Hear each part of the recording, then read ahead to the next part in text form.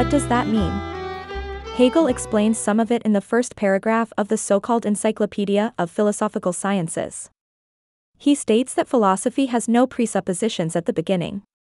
It cannot presuppose its object, nor its method.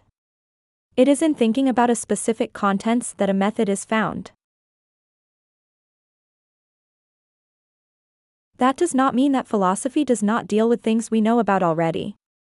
As a matter of fact, philosophy deals with things like the absolute, God, nature, and other things. Things we already know about from religion. Religion deals also with God and nature. Religion certainly also deals with truth. But theology and religion presuppose their objects. They are given in Christian or Jewish revelation. Philosophy cannot work like that. Although the object looks the same, religion and philosophy have totally different methods.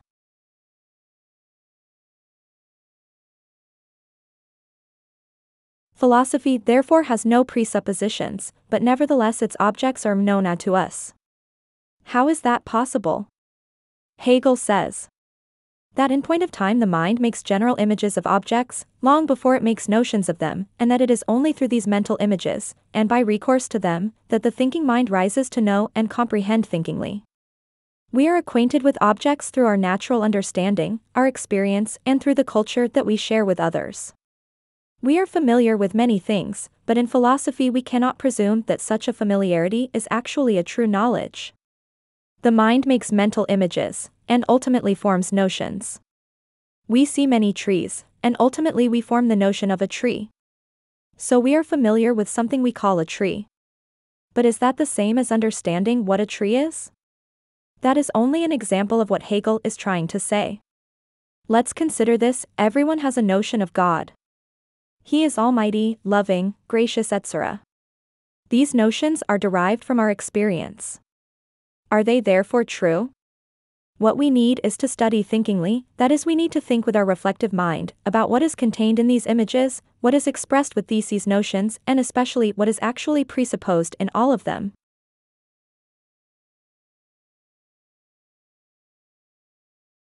Hegel expresses the essence of philosophical method like this. But with the rise of this thinking study of things, it soon becomes evident that thought will be satisfied with nothing short of showing the necessity of its facts, of demonstrating the existence of its objects, as well as their nature and qualities. Our original acquaintance with them is thus discovered to be inadequate. We can assume nothing and assert nothing dogmatically.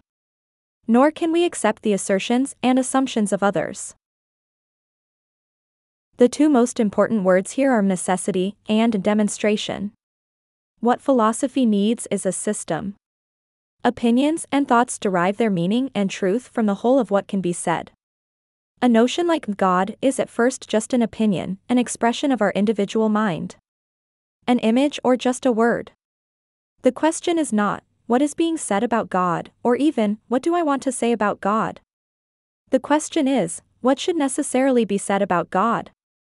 And that is why we need a system of thoughts to help us understand any single subject of our philosophical inquiry.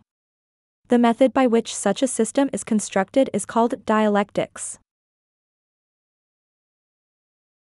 In dialectics we examine a concept, let's say, being. Being has a nothing as its contradiction. Being and nothing are actually both necessary.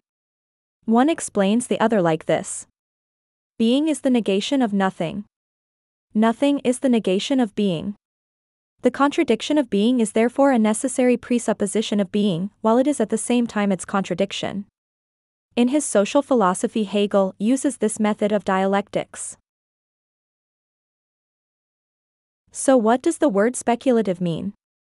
When people describe the method of Hegel's philosophy as speculative, they mean that it is not based on empirical observation or logical deduction, but rather on the development of pure concepts that reveal the inner structure and movement of reality.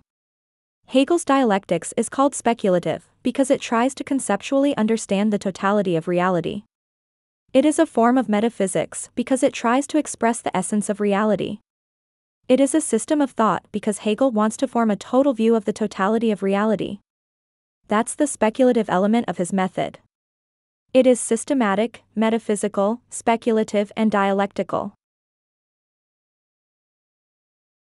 Let us go back to the first paragraph of the encyclopedia. We have emphasized that Hegel's philosophy does not want to start with any assumptions. Sure, we have an interest in certain ideas and we have some familiarity with the contents of philosophy. But we need a form of demonstration, dialectics, and must demonstrate whatever we say. What we say must be necessary. Hegel then formulates a problem. How can we then make a beginning with philosophy? It must be necessary and without presuppositions. Hegel says.